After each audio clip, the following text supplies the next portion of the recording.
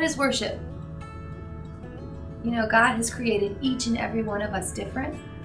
We all have different gifts and different talents and different things that we like and different personalities, and we all look different. And that's one of the coolest things about God's creation and how He created us.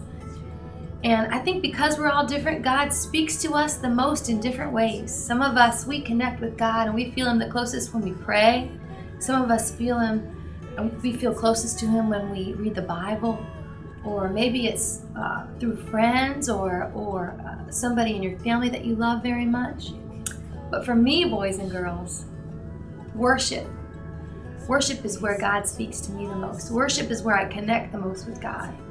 When I just worship Him, which is when I give all that I am, and I just sing and I give it all to Him, and I just acknowledge Him, and I tell Him how great He is and how much He's given to me, and I just worship Him. He just shows up, boys and girls. He shows up in a big way. I can feel Him. I can feel His presence, and that's how I speak to Him. Anytime I want to feel close to Him, anytime I want to feel His presence, I worship Him. I worship Him at home. I worship Him in my car. I can worship Him singing in the shower. I worship Him on stage with you guys. I worship Him on the stage in big church. I can worship Him anywhere, and no matter where I am, if I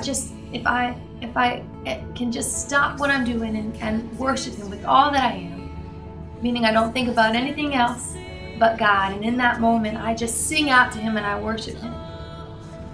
Well, to me, that means God's presence. When I think of worship, that means I know God's going to be here. So to me, worship is feeling His presence.